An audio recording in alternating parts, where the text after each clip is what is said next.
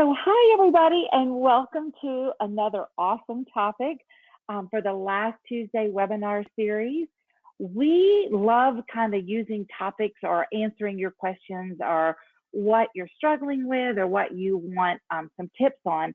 So, window treatments is always one of the, I would say, hot topics that people want to know more about. And if you're like me, I do not sew. Anytime I let my friends know that do so that I am designing some window treatments, they do laugh, but I know who to call. But you're going to get some great insight tonight. And like I said, this is all about adding value. And be sure and type your questions, and we will get to those before the night. And I'm so happy to turn tonight's host over. It's Connie Farley. Connie is one of our trainers with the DSA, and she is out in New Jersey. And I'm just going to brag on Connie for just a minute before I hand it to you. Connie, first of all, what I love about this industry is we all get smarter, I think, as we get going and adding other services. And Connie's been doing window treatments for 25 years, but you know, it's such a logical add-on to add decorating services or color. And so Connie has such a successful business, and that's one of the requirements to be a decorating and staging academy trainer. So we were thrilled when she wanted to come on. And Connie, I am going to hand it over to you. Okay, well, thank you very much. Thank everybody for attending tonight, and looking forward to giving you some insight on selling window treatments. So this webinar is basically geared to adding it to your business so you can make a little bit more money. So we're going to talk about what a window treatment is, how to sell window treatments, and if you have any questions in the meantime, like I said, Sandra will let me know. I've been doing this for 25 years in the window treatment business, and it has evolved and changed over the years. When I first started, everything was swags and jabots. Now it's coming back to draperies and cornices, and I'm sure it'll evolve back into swags and jabots. So anyway, and the picture you're seeing, I'm blonde now. I'm not a redhead anymore. Connie anyway, is ever changing also. Well, it was closer to the gray, as you can all understand, maybe.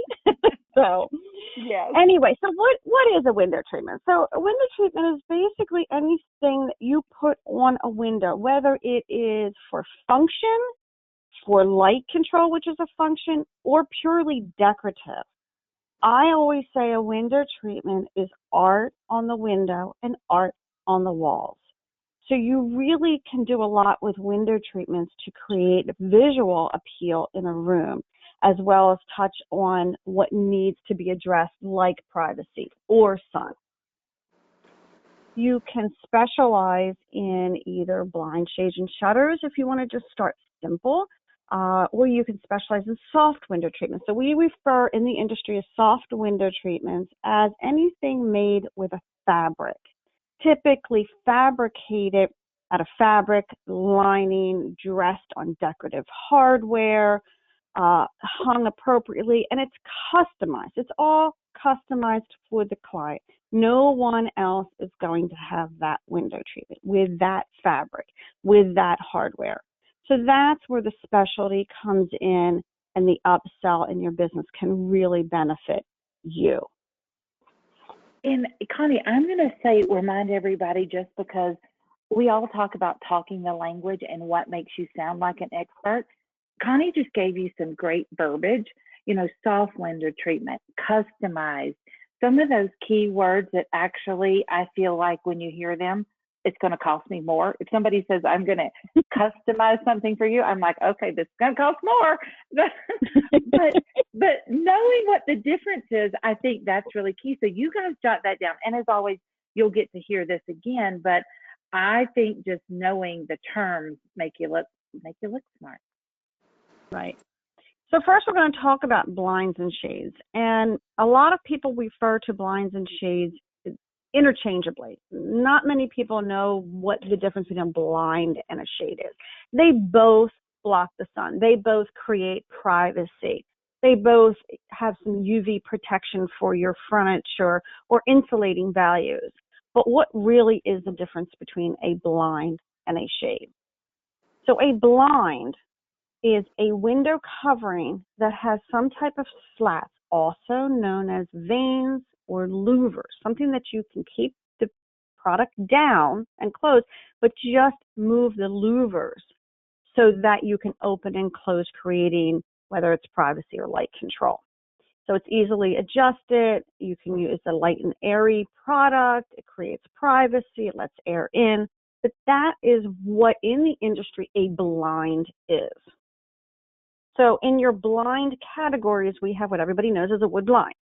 So wood blind is 2 or 2.5 inch slat sizes. And our slats, again, are referred to as vanes. They come in faux or real wood. Faux is pretty much the commonplace now because a faux blind will not warp or crack like a real wood blind will. So that's something to keep in mind when you're selling. However, most people don't realize this, but a faux blind, faux wood is actually heavier than real wood because it's a composite material. They all come in a variety of colors. Most common that you'll see is white, unlike this picture. But white is the most common type of wood blind that is sold. Next is right now. I did not know that. I did not know that faux wood was heavier, but that does. A lot of people don't. A lot of people think it's faux, it's fake, so it must be cheap and light, and that is a misconception. It's actually a little bit heavier. So when you're selling this product, if weight is a concern for the client or weight is a concern for the application, you just want to take that into consideration. Well, and let me ask this to Connie. This is my question because I have some wooden shutters. I don't honestly know if they're faux or real right this minute, but I feel like I have to almost, when I lift them up, because they're, the whole door length, I almost You mean feel you mean a blind, not a shutter, right? A blind. I'm sorry, right. Did I say shutter? Yeah. Yeah. So I feel like even I want to help it up, because I feel like I'm going to break the string, although I'm assuming it's sturdy enough. But it's such a concept of, I got to be careful. I got to be more delicate with this than you would assume. You do. And a lot of times when you have something that long, it is commonplace for you to lift them with your hand to give them a little guidance. Now, when I sell wood blinds, I often express to my clients that if you are going to raise it and lower it on a daily basis, that might not be the product for you because it does create a lot of wear and tear on the product to raise it and lower it. Besides, and this is, I'm going to throw some more verbiage out there, it creates a very large stack. And a stack is basically, if you're looking at this picture, the one closest to you, all of those pieces brought together create a stack. And the more vanes you have, the thicker the stack. And when that's raised, it's not very visually appealing unless you have something that's going to hide it, like a Valance or Cornice or something. That's a good point. And then we're going to touch on the cordless. Almost all wooden blinds now, as a lot of shades, are going cordless. So that basically means that you're going to be lifting it from the bottom rail anyway, because the cord is not going to be there. Still comes with a wand, so you can turn the vanes, but most of them are coming now cordless. So, okay, here's a good question. So even these faux or real wooden ones are cordless, and we are lifting them up. Is that correct? Okay, correct. Love this info. And then shutters kind of fall into the blind category because they do have a slat, but they're a little bit of a different concept. I call them a one and done treatment because typically when you have a shutter, I call it a door on a window. And I explain that way to my clients because we are talking about selling window treatments. So it is a door on a window. So to access your windows, you have to open the door.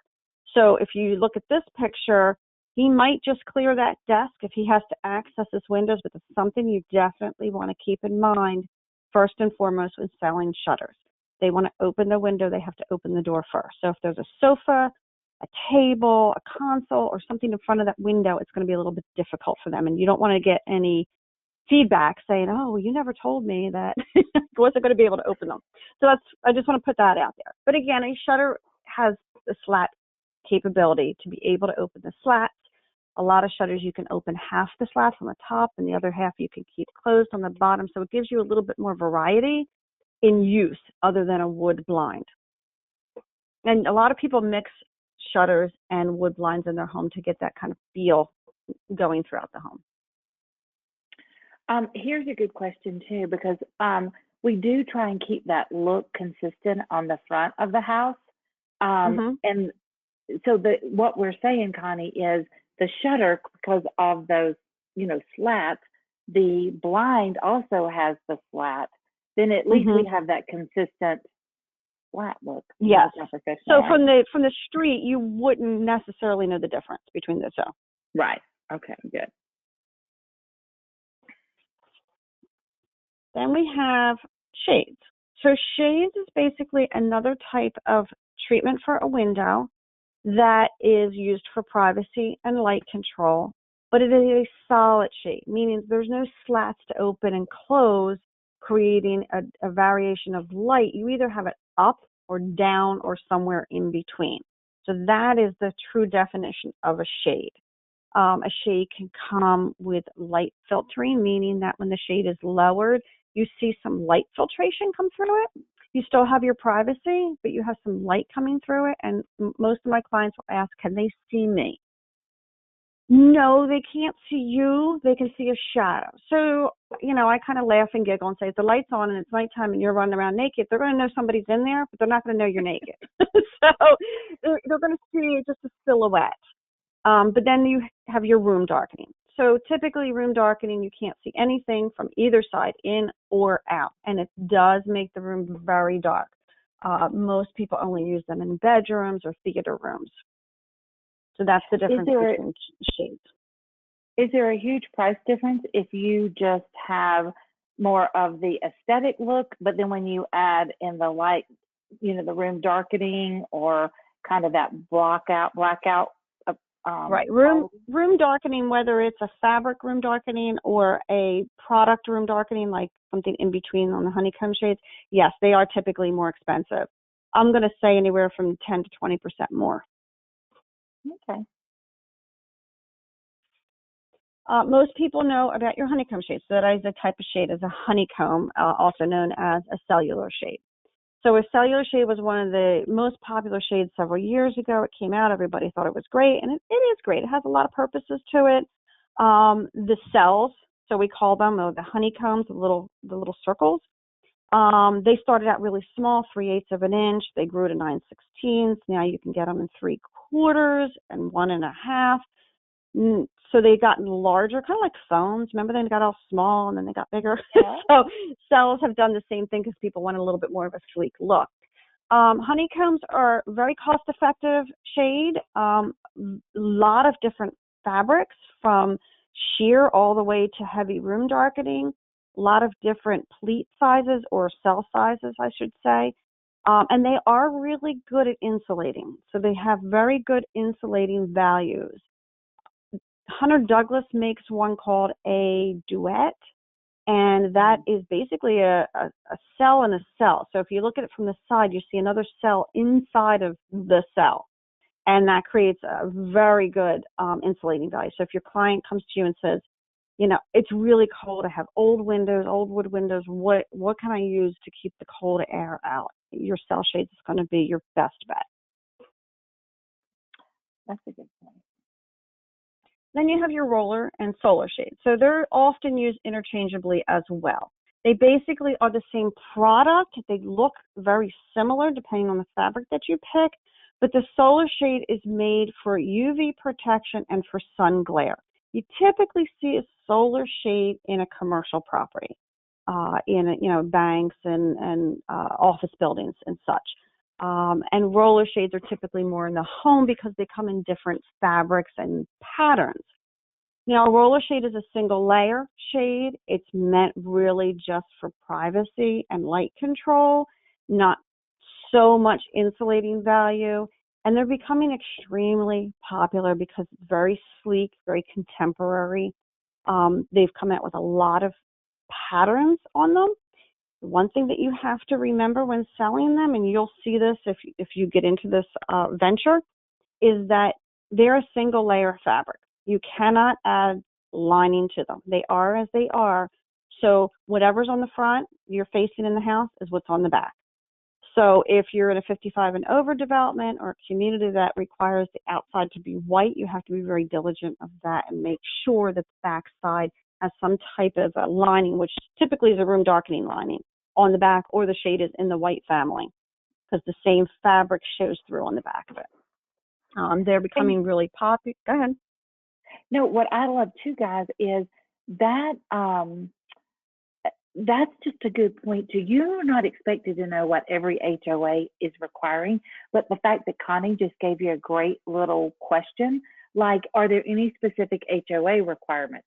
And then the homeowner may say, oh, I'm not sure. Well, we need to check into that, because you don't want to necessarily accept responsibility for that, but at least you know the question to ask her. And then Miller has a great point. Great in hot climates, but you never have a clear view of the outdoors, right?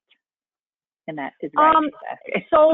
But solar shades, they come in different opacity levels. So depending on the opacity level, from 0 to 12%, there are some that are black that have a high or a large opacity level, which you can see through it. So you can get somewhat of a clear view through them. You're never going to have a clear view through just about anything. That's a good point. And Miller did mean that about the plantation shutters, and I totally agree. It's like when I lived in the South, they were so popular, and they are somewhere I am in Park City, probably more than Arizona, and I don't know exactly why, but I feel the same way. I feel like it's I get such a little view with the slats are open that I'm like, okay, if I've got something to look at, I want one of these other options. Right. And then the next one we have is the I cannot say this one fast. Woven wood shade. So that's basically a fancy word for bamboo shade. So basically, it is a woven wood, meaning it is made out of a wood product. Okay, it's not a wood blind, but it has a wood property to it.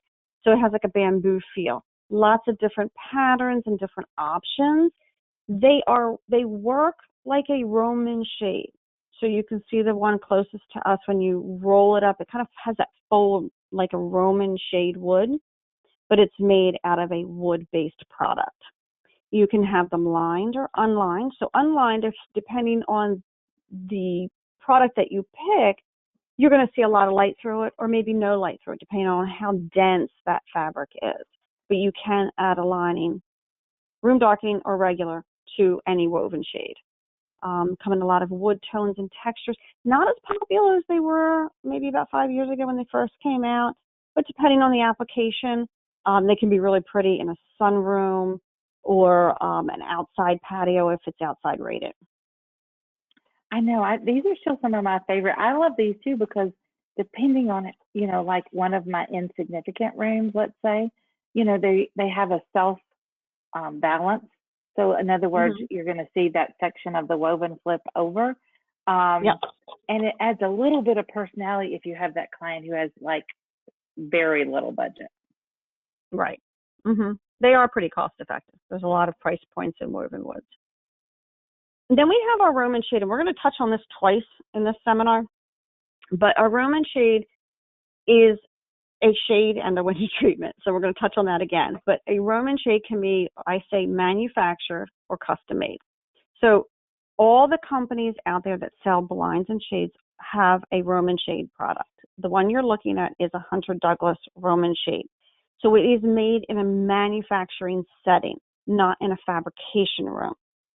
So there's benefits and to that, meaning that it's going to have a smoother mechanism. It's going to have a lot of options for motorization, cordless, but it's not going to have a ton of options for fabrics. That's when you get into the full custom. Roman shades are very popular. The one you're looking at is called either a soft fold or hobbled. That terminology is used interchangeably as well. Or flat, like the previous screen where you saw the woven wood, which when the Roman shade is down, it's basically a flat piece of fabric. When it is pulled up and raised, it creates that roll and that valance piece, like Sandra was saying. So Roman shades always can come lined. Some of them can come unlined. They're a great layered product with a valance over it or draperies on either end of them. But it's still a very popular product out there. You skipped one. There we go. Sheer shade. So sheer shade, also known as the silhouette shade. And I'll give you a little background on that. Silhouette was proprietary to Hunter Douglas. So the first people that came out with this type of shade, as they do a lot of other shades, is Hunter Douglas. They are the inventors of a lot of new products. So they had a patent on their silhouette shades for so many years before anybody else could duplicate it. So now it's just called a sheer shade. Nobody else can call it a silhouette but Hunter Douglas. But most people know it as a silhouette shade. So, but all companies sell the sheer shade. So it's a softer look than a wood blind, but it has that slat cap capability so that when it's down, you can open and close the slats. Now, on some of these products, and I'm not going to get into details because every company does it a different way, you can raise some of them in the open position like you're seeing now. With the slats open, you can raise them up a couple feet, but most of them you cannot. Most of them you have to actually close the slats flat before you can raise the shade. I hope that makes sense. But the veins, unlike wood blinds, are fabric. So everything on this shade is a fabric-based product. So calling it a sheer shade, you have sheer fabric in the front and a sheer fabric in the back and a fabric vein that holds those two pieces of sheer together. And again, that fabric vein can turn up or down to create the light to come through in a different way. The vein sizes are 2.5 inches to 4 inches. But keep in mind, the wider the slat, the wider the whole shade is going to stick out. 2.5 was the most common. Right now, 3 is the most common slat size. Comes in a variety of colors. You can get the slats room darkening or the veins room darkening so that when it's closed, it's darker. It's a very popular shade, and it has a lot of varieties to it. So, Connie, and one of the pluses with this would be, and correct me if I'm wrong, if you lift these all the way up, because it's a lot of fabric versus wood, it's going to stack shorter, correct? There is no stack. Okay, so on a sheer shade, and it's a shame we didn't have a picture of this one, when you pull it up, you see that little cassette at the top? You see that round bar at the top, right there? It rolls into that.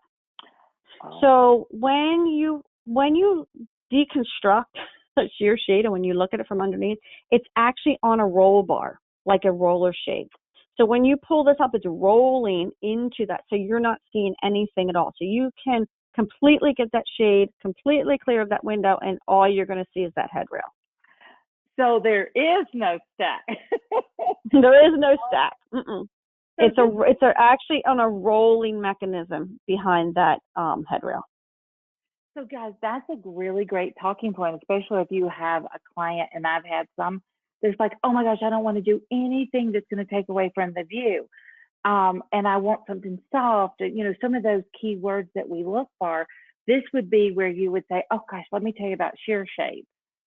I'm going to interject here because Hunter Douglas is the forefront of anything, and they have just this year come out with what they call their clear view sheer shades. So where you see that sheer in the front and the back, it's a different type of sheer that they're using, and when it is down and open, it doesn't even look like there's a sheer there. It's a clear view through. Wow. So then if Hunter's you the do only want one the privacy, then if you do want the privacy, you would just make sure your fabric slat is in that privacy position, I guess is what I should say. Well, yes, closed. Okay, so then we have soft window treatments like we talked about before. Soft is anything that we refer to as fabricated out of fabric. So the client comes, they pick out the fabric, you pick out a style, and it is fabricated in a fabrication room and professionally installed. So that is a soft window treatment. So anything that is made out of a fabric. Your most popular soft window treatment is your drapes. Let me get to the next slide. Okay, there we go. So drapes are the most popular, and because they're the easiest to sell, to learn, to measure for, sometimes. But draperies, everybody knows what a drapery panel is. It can be pleated, it can be gathered on a rod. There's all different what we call headers, which we'll get into later. But draperies can be very decorative, like you see in this room, very elegant. They can be very clean lined, very, straight on either side of the window, grommets, whatever you want. But draperies are very, very popular, always have been, always will be, and pretty simple to sell. Your draperies, again, verbiage, are dressed on something. So they're typically on some type of a rod. So when we talk about hanging, we don't say, oh, we're going to hang it. We're going to dress it. We're going to dress it on a pole, or we're going to dress it on from a grommet panel and a pole. And then we have stationary and operating. So that's another verbiage you need to know. Stationary means that if we have panels on either side of that window, they're not wide enough to open and close for privacy. It's just a stationary, it's just for looks only. Or we can have an operating drapery where we can open and close it for privacy. It's wide enough to accommodate. So we just mentioned drapery headings. Again, more verbiage. So we have drapery headings. And your most popular is on the top. It's your pinch pleat. Everybody knows what a pinch pleat drapery is. They have been around for 200 years. It is called a three-finger. If you look, there's actually three little pleats. That's why they call, no, next one. Next one, pinch pleat. There we go. Three little fingers standing up. That is your very typical, that's how every drapery was made years and years and years ago. It's called a three-finger pinch pleat, and that's what you see is three fingers. You can make a two-finger pinch pleat, taking out one if the client doesn't have enough money and they want to open and close, so it takes a little bit less fabric to make that. Still has somewhat of the same look, just doesn't have as much fullness in the fabric. But that's your standard. The one that Sandra was pointing to before is a tailored pleat, also known as a Euro pleat. So it's basically the same thing as a pinch pleat, but it's pulled together at the top instead of a couple inches down. On the bottom, we have a goblet pleat, basically the same amount of fabric, except it has a goblet, or a glass, a wine glass at the top. That's a goblet pleat. And then some other ones, you have your ripple fold, your grommet, which have that accordion look to them, take very little bit of fabric. Your ripple fold is very similar to your cubicle, and that's where it came from. A ripple fold is something that is on a very sleek track on a rolling system. It slides very easily. I always think, I hate to say this, but when you're in the hospital and you have that cubicle, that's kind of like a ripple fold. But they are becoming very popular because they're easy to maneuver. They slide very easily. They take very little bit of fabric. And basically what it is, a lot of people don't know this, but at the top, they actually have snap tape. That's how they're held on. There's a piece that's on the rail that comes down kind of like a hook, but you snap that in. It's a snap tape. So you can snap them on and off. So that's what a ripple fold is.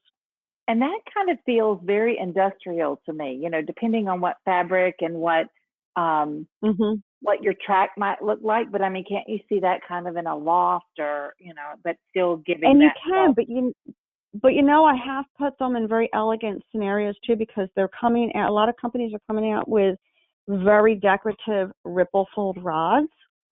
And the fabric, if you put a beautiful damask or some type of beautiful fabric, it can look like a whole new window treatment. What I like about the ripple fold is if somebody says to me, hey, I really want to be able to open and close these, but when they're open most of the time, I don't want all that fabric. I don't want all that, that bulk. So it takes that bulk away.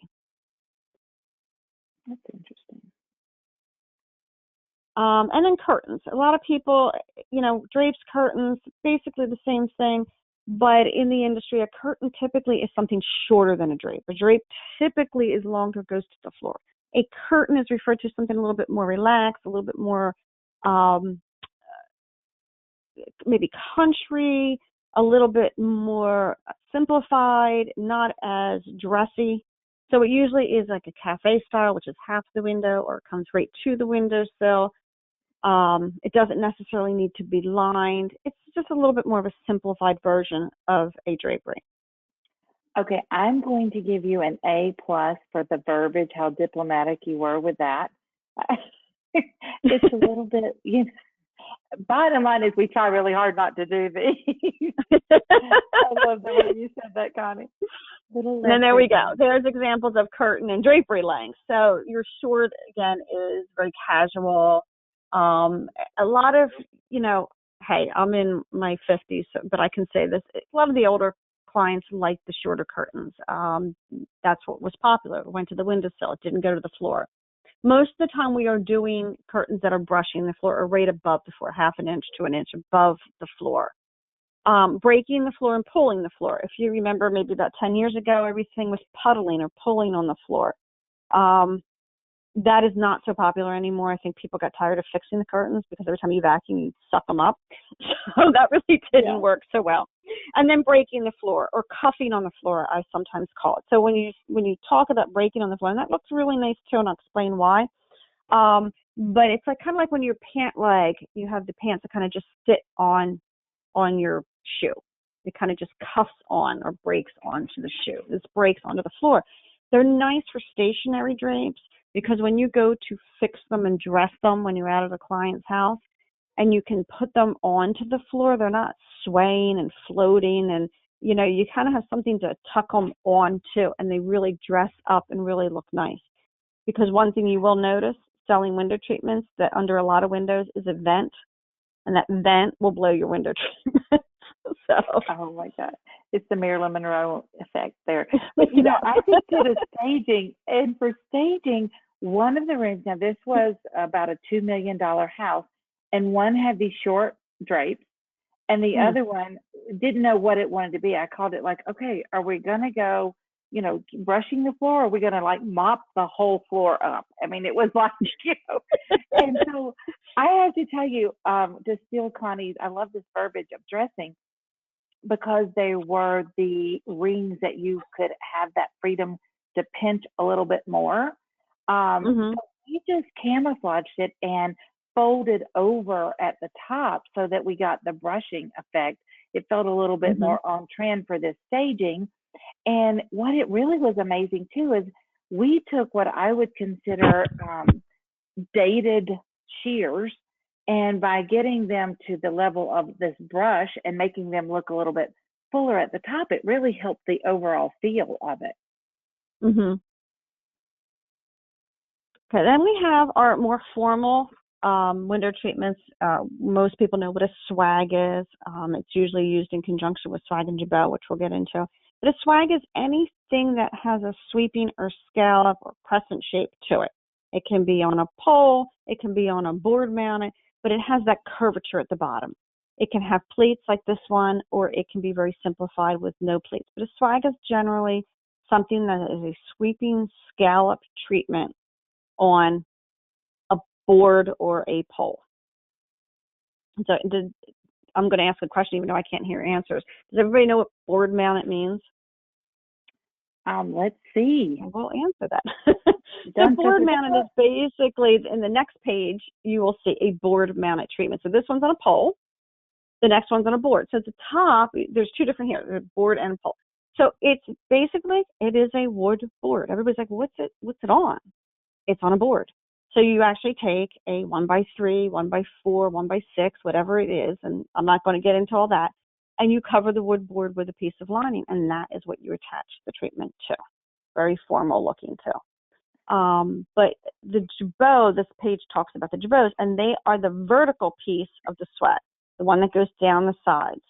So a jabot can be also known as a cascade or a tail, something of that sort, but it's the finishing touch of the swag. It's the ending piece of the swag. You can do them very short, you can do them very long, you can do them pleated, you can do them gathered, you can take it almost to the floor, but a jabot typically is an angled ending of a swag. And if you were selling window treatments during the swag and jabot when that was so popular, you realized really quick you made more money selling that, because look at the the intricate a lot detail. more fabric. Yeah, more fabric, more design. You got to help in the, curating of what that client should have. But I love this. We have this burning question over here, Connie, and this is such a good one. Regarding the length, why is the industry as a whole so off base? Windows are 84 to 96, etc. There's no way you can hang a drapery at the same length. The industry should sell 88-inch. You're right. You're absolutely 80, right. Love it. See, love these burning questions. And that's why you have to sell custom window treatments, because you can sell them any length that you want. So that's a selling point. You're not going to find what you need without altering it. Okay, that's fine. Yeah, you're right. Tonight. Swag and jabots. I just put some pictures here of different types of swag and jabots, because they're not they're not just the typical swag and jabot. It can be a little bit altered from there. So there's different styles, different shapes, different ways to use them. All of these are considered a swag type of treatment. And guys, and this is the one thing, we talk about all the time in class. I mean, how easy it is to just mount these at the ceiling by raising the ceiling, even if you're not staging, but staging it would be a must, but just to get that height. But notice how important all of these treatments are for framing that gorgeous view, whatever it might be. Right. And swag and jabots aren't that old anymore. I mean, these are all recent treatments, so they have not gone out of style. We just changed the fabrics, the trim, the hardware, but a swag type of treatment will never go out of style. It just like a drapery will never go out of style. That's a good point. These are valances. So a valance, again, another simple selling product. A valance is basically anything that's at the top of the window, and it's basically a short treatment. So it can be gathered, it can be tailored like you're seeing here. There's all different kinds here: box pleats, angled, bell type of treatments. But it's anything that is at the top of the window. A standalone, it can have a drapery under it, it can have a shade under it, but anything, basically a valance is a short treatment at the top of the window. And what I like about these two, Connie, and you can, and I always say, correct me if I'm wrong, because you're the expert on this, but see how these are all mounted on the board that she talked about before? And even if you had to use, let's say, a ready-made valance, what a difference it makes by the application of which you've mounted it. I mean, they just added a lot more custom feel in every one of these. Yes. And most of your valances in the custom world are board mounted. Typically, you don't use a continental rod. It makes it a little bit too informal. And then in the same verbiage as valances come cornices. So the biggest difference between a valance and a cornice is still a topper. It's still at the top of the window, but a cornice is made fully on wood. It's more of an upholstered product. So if I went up to that cornice and I hit it with my hand, I'm going to hit a piece of wood. If I go up to a valance and I go to hit it, it's going to be soft and flappy. That's the biggest difference. Cornices are very popular right now. I mean, I don't know why. They're very simple. Again, I think everybody's going to a little bit more of a streamlined look. You can really show off a pattern with a cornice because you're getting to see the whole pattern. If you have a beautiful toile or damask that you really want to show off, you can see that whole pattern without any interruption. There's no pleats or gathers in it. And it can be embellished. A lot of nail heads at the bottom. You can put some trim on it or piping or cording and really dress it up at the bottom of it. It's a great product, again, if you want something streamlined like this client wanted in this room. She really didn't want much. She wanted to hide her shades when they were up, so those shades tuck underneath and you can't see them. Very clean product. I love it. That is a cornice. We just did one, and we used belts.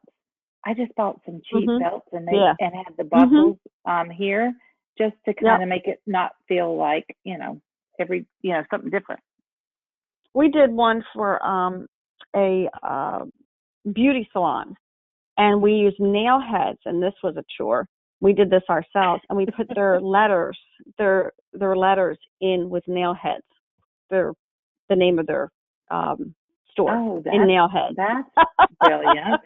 See, yeah, that took a lot of time. Look. Yes. And then we went back to Roman shades. Like I mentioned before, this still is a blind shade and a custom soft treatment. So it's still a soft treatment. It can be customized to any shape. You can use any kind of fabric you want. You can use a room darkening, a light filtering lining. You just don't have the simplicity of being able to open and close like a manufactured product. And I know it's hard for maybe some of you that don't sell window treatments to understand, but typically a manufactured product has a different type of mechanism to open and close. Here, you either have a rollies, which is a rolling product with a continuous cord or a pull cord. So it's a little bit more cumbersome to operate, but a Roman shade can be customized with any type of fabric. Very, very popular. So basically, I just went over the true basics of window treatments. There's so many variables out there, but I just touched on each of the products and basically what they were. So learning the verbiage is really important so you can know and discuss it with your client. So what do you need to know to start selling window treatment? Other than the knowledge, do some research, figure out what you want to sell, how you want to sell it, and learn about the product. There's a lot of internet information out there. So, but what you need is you need vendors. So you need to find a fabric or trim vendor. You need to find a blind and shade vendor. Then you need hardware, meaning you need a pole to put it on, whether it's a white continental rod or whether it's a decorative hardware pole. You need a hardware supplier. If you don't really want to get into that, you can go to your local store and purchase that now, retail, if that's a little too much for you to take on. But then you need somebody to make it, and that is called a fabrication workroom. You need to find someone to make it. Now, they are typically local places that you would find maybe within 100 miles of you. You send the fabric to them, they fabricate it. I can't tell you where to go based on where you are located, but the first thing I would suggest is find your fabric vendors because they are going to lead you to your fabrication workrooms. There are some fabric vendors like Casimir that's noted up there, Carol, RM Coco, that have their own fabrication workrooms within house. And they will work with their fabrics or another person's fabrics. So that's a great place to start because it's a one-stop shop for you. So if you started with Casimir or Carol, you're getting their fabrics, you're using their workroom, and it's a little bit simpler for you to take on selling window treatments when it's a one-stop shop for you. The last thing is an installer. That's where it gets a little interesting because installers are hard to find for soft window treatments. Again, soft window treatments meaning draperies, valances. Again, your fabric workrooms and your fabric vendors will know that because every fabric vendor has a rep or a representative that will contact you and come see you. And they can typically guide you in your area. Obviously, they have to be close to you in your area to be able to install, unless you have a really handy husband. That's right. And you train them very well without out to the client's house. Well, that I found interesting because I'm like you, Connie, when you were talking about the installer, because, you want these installed right, and you don't want to feel like you're having to teach somebody on the job because then nobody looks as professional as you want. But one of my vendors that had was a great resource for the fabrics, the trim, actually was the workroom. Their installer was willing to work on the side for other designers. So, yeah, well, there you go. I mean, it's just, you have to find who's local. Yeah. Now, hardware, blind company like Hunter Douglas, they actually have in-house installers in your area. Now, not for soft window treatments, but for instance, I have a Hunter Douglas installer, and they call them HDIS. They're Hunter Douglas installers, and they're certified under Hunter Douglas. So if you sell Hunter Douglas blinds, you can use their installers. Once you get to know those installers, they may very well be more than willing to work on the side to help you install window treatments or other blinds from other companies. They're not married to Hunter Douglas. They're just certified under them. And keep in mind too, guys, if you've been to any of the conferences, we all know that Smith and Noble, you know, saw the need and they have added that service on. They will send somebody out to measure for you, send you samples so you can show your client, and then they'll send the installer out to install it. And they have our pricing for us that you have that ability to mark up. Right.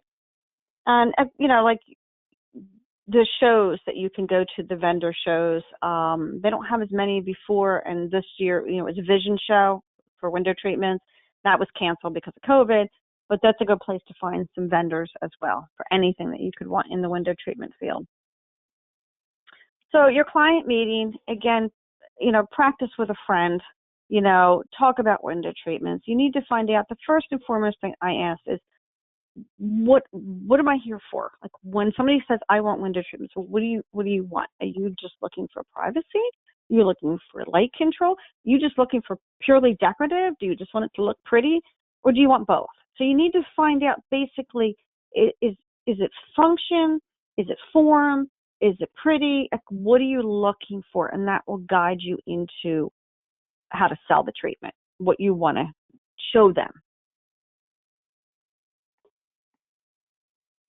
And then we need to measure. And that's where most people get a little bit scared.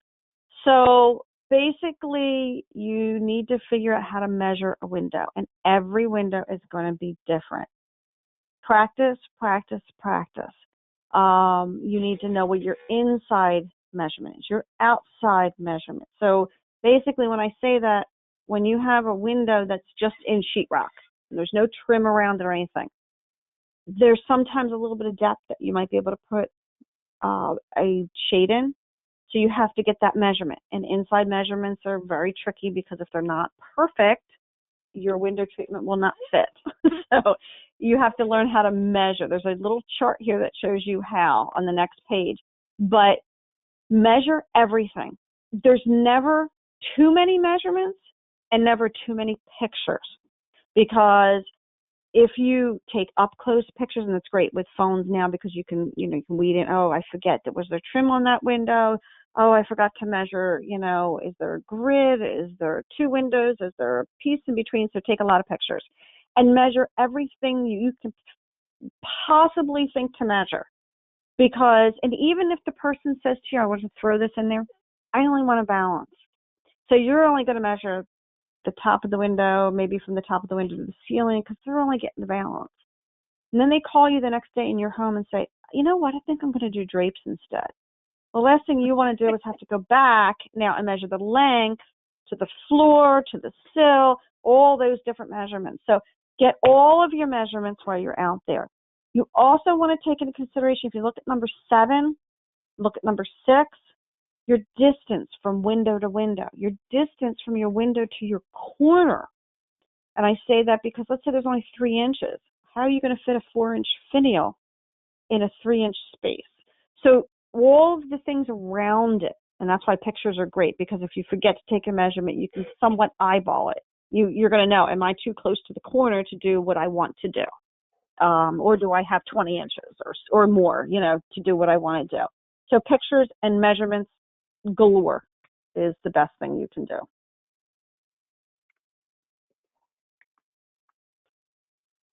And then how to price. That's actually not too hard. So if you are selling window treatment, basically it's 2 times what your cost is. That's the easiest way to start. And so if your fabric is $20 a yard that you're purchasing it for, on a wholesale application, you're going to sell it for $40 a yard. Don't forget your lining. Same thing. If you're buying it for $4 a yard, you're going to sell it for $8 a yard. Hardware, trim, your installer fee, everything, just times it by 2, and that is your price.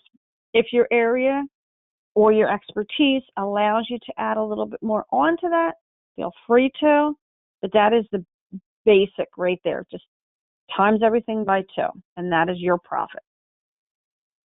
And guys, as you can see, I just went fabric shopping just to simply recover the back of my dining room chairs.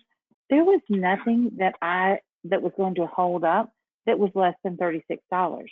And I needed at least a yard plus because these are big chairs. I mean, when you double that, now we haven't even talked about the nail heads I want on it. And so, I mean, you can see how this could be really lucrative. Right. And if somebody says, I'm going to throw something else out there, because you're going to constantly get the question, well, how much is a window treatment? Well, there's no one answer because every window treatment is different. Do you want drapes? Do you want a valance? Is it a double window? Is it a single window? There's too many variables to eloquently answer that question. So I say, basically, there's a lot of variables that go into window treatments, but I'm going to put it to you this way, so they understand it. I go by one drapery panel. One standard drapery panel takes 3 yards of fabric. Average cost is, say, $50 a yard. I use easy numbers. So that's $150 right there for fabric. Then you have your lining, say, at $10 a yard. Again, simple numbers. Another $30. You have your labor, maybe another $50 to $70. So you're already at $250 before you even hung that one drapery panel on the window. So then you have to, you're going to have at least 2. Then you're going to have the hardware. So, and then your installer fee. So as you can see, a single window treatment, 2 panels, is going to be $600-700. But how you sell that is, again, it is custom. No one else is going to have that fabric on that hardware in that application. And I love the way you just said that, because that's where you get your clients to, they don't want to look like their neighbor. They don't want to feel like they ordered it off Amazon. And I mean, occasionally I have had a client or two go, well, I don't really need it that thick, that wide, because I'm not going to shut these panels. No, we are not going to wimp out. We have made some custom panels. We are not going to go, something wimpy. And they kind of do appreciate you not letting them go down that path, because you've gone to this effort to pick out some gorgeous fabric, and it is going to be lined. Occasionally I get that. Do we have to really line it? Yes. Yes. That's custom. Custom is a lined product. Well, and my response to that too is, even Target is lining their drapes, their panels. Right. Well, and again, I tell people, because you're going to get some pushback on selling window treatments and the cost of them. And you're going to want to, that's the same door we hate to open, the elephant in the room is, how much is something going to cost? And it took a lot of years for me to talk about that before I came out, but it also took me a lot of years to realize that I wasted a lot of time going out to people's house thinking that I was Bed Bath & Beyond. So, you have to put it that way. This is, and very eloquently, I'm not Bed Bath & Beyond. These are custom window treatments, and that's why I use the panel for pricing. They can understand that. They can get a grip around, oh, I get it now. I see. I understand, and, if they don't, and a lot of people can't afford it, and that's perfectly acceptable. But you don't want to waste 3 hours going out, showing fabric, measuring, to come back and say it's going to be $700, and they go, oh my gosh, I had no idea. So you've got to get the idea out there first, and it is hard to do. We all of us have problems talking about money. So, any questions? Okay, let me see. It now is your chance, girls. Okay, hold on, I'm in the wrong section. Let's see. So far, we have answered them all. Okay, so here is one. I think this is a great one. What is the typical width? Is it like 2.5 for the width of the panel? So to cover that window treatment. So let's say your window is 3 feet, is the amount of fabric 2.5 times that window? To open and close it, that's your guide point, yes. Now, not all window treatments are created equal. So when you're using a pinch pleat type of treatment, yes. If you're doing a goblet pleat or a ripple fold like we talked about, it's a width and a half, believe it or not. So it's less Okay. fabric. And that's why I said I like the ripple fold if you're looking to be able to open and close them, but not use as much fabric. It takes a lot less fabric. Hey guys, this is one of those, I love this service because you can consult very easily. Just, instructing your client how to measure and being right there at kind of FaceTiming. But, helping them select fabric and the details, the trim, where to mount them. That's a great consultation, especially in this crazy time we're in, too. Mhm. Mhm. And there's a lot of books Okay. out there that will guide you through this, and a good window treatment book.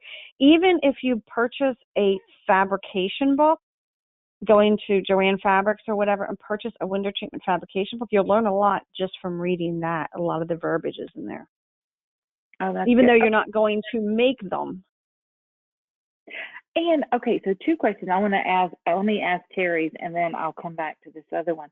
What percentage of households are getting custom treatments in at least 50% of the house? Okay, that's good. Percentage of households getting custom treatments in at least 50% of the house. The So in percentage other of words, households 50% of the being, windows. are you talking about people that are calling you for design work or just the general public? Oh, let's say both. You have a guess? I have no idea what the general public is. It's very limited. I mean, most people when they call you in for interior decorating, that's a definite add-on. I mean, but I would say maybe not 50% of the house. I'm going to say more like 25% of the house. Usually it is the family room, maybe kitchen, maybe dining room. It's hard pressed to get all the bedrooms. Those public rooms. Public spaces, yeah. Right. And the other thing is, I'll point out, guys, too, is if this is something, I think you have broken this down to make this super approachable, something that we can wrap our head around. But let's say you are so busy with clients right now. I mean, this happened to me a couple of years ago. I had this opportunity. I had so many window treatments at my fingertips, but it was like I did not feel that I could come up for air and resource it like Connie gave us these great tips of. I mean, where's my workrooms? And so for my simple, the shades, the blinds, the shutters, I finally said I could call my local resource. And that year, my total was something like $7,000-8,000 I made for my referral fee. If I had been smart and done what Connie had said, I would have made probably double that. However, to your own self be true. What can I handle? What can I manage professionally? And that year, I thought the most I can do is pick up the phone, call that local resource. He came out and measured. I got paid for my time to help make the selection. I had enough knowledge that, like Connie just gave us tonight, to be able to say, okay, this is a very intense heat window, privacy. I mean, I knew enough of the questions. So yes, could I have made more money, but did I still make a good coin just by knowing who to call and the questions to ask? Yes. So this is what we like to give you a lot of resources. Here's a great question by Mary. Do you also have to account for the additional space needed for stack back, which adds more fabric and hardware to the treatment? Yeah, so you're getting into a lot of detail there, but yeah. So if you want a window treatment that's going to open and close, and your window is 3 inches from a corner, it may not work very well for that particular window in that application. So you may have to come up with an alternate idea, maybe stationary panels with a shade under it to give her what she's looking for, which is typically privacy or light control to be able to open and close. And, Mary, that's a good question. That's what makes you stand out by saying, okay, Ms. Homeowner, let's stand back and let's look at our options, because this is not, this is not our standard. And that's kind of where you start to add that added value. And yes, when Terry asked that question about the percentage of households, she was talking about your design work. which. Oh, okay, because I don't know about the general public. But yeah, most of the design jobs I get, a good chunk of them involve window treatments, and if they don't, I bring it up. Well, and that's where even think about your staging clients. I mean, our design and decorating projects, absolutely. That's where you're going to make, I would think, the lion's share of the money from upselling and window treatments. And then even if you are staging, knowing what resources to call for where can I get some quick turnaround panels or wovens or, okay, hold on just a second. Okay, that's good. All right, I think okay, guys, we are right at time. If there's anything else you have for Connie, we would love it for you to type your question. And then please take a minute and connect with Connie on Facebook at her Bella Home Interiors. Put a little post on the DSA site. We would love that. And we appreciate you guys hanging in there with us every month, the last Tuesday. And it will, next month, I'll post in the next week. We have a great speaker for next month too. So Connie, I really appreciate you doing this for us. Thank you. Thank you, everybody else, for attending. Okay, and great. We said love the measurement page. We can even post that on the DSA page, can't we, Connie? Maybe the measurement page. Okay. All right. Thank you, guys. We will see you next month. Thank you.